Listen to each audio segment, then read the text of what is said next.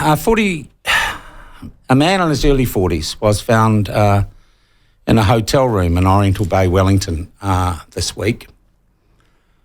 He was dead. And his body was removed from the hotel room that he'd checked into the night before, and the bed hadn't been slept in and nothing had been disturbed. So his body was examined, and it was found that he had died from a drug overdose, most likely self-administered. And as they say, it is unlikely police will be seeking anyone else in relation to his death. Not a really uncommon story. 607 people a year take their own lives in this country, and they're more than likely to be men. So there you have it. And what happens in the wake of a story like that might be a sidebar in the newspaper? Well, this man's family, or some of them, gathered last night in Wellington, and they hugged and they cried, and they grieved. They started the process of grieving for the loss of a loved one and a family member. And I imagine, like most families in that situation, the question comes up, why? What could we have done?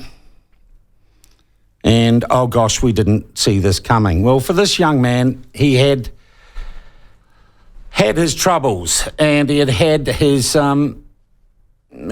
challenges. He was a personal trainer, ran his own business. COVID comes along, bit bumpy for a personal trainer, and his other great love was drum and bass music and being a DJ.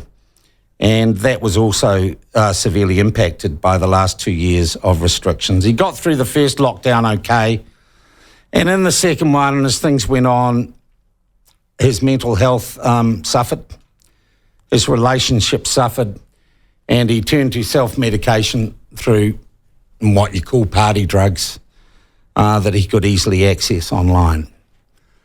He had a crisis around Christmas of last year, and in January of this year, he was in the loving arms of the publicly provided mental health system, trying to solve the problems, and I would say the transient problems that he had. But sometime early this week, that didn't work for him.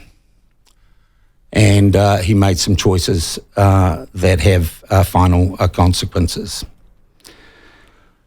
So his family are grieving, and there'll be no happy ending to this story. And the saddest thing is that it's a story that is repeated on average twice a day across New Zealand, and all sorts of families and all sorts of groups of people. And while we can talk about statistics and what we should do, and we can ask the question why, we need to collectively as a society and as people and as individuals find some answers to stop this absolute scourge on our communities and on our people. And normally I might say that this story was just about a statistic, and it was something I could look about and talk about. But the name of the young man was James Plunket, and he was one of my three brothers. And James, sorry it turned out this way, man. And we all love you, and we hope that wherever you are, my friend, you are at peace.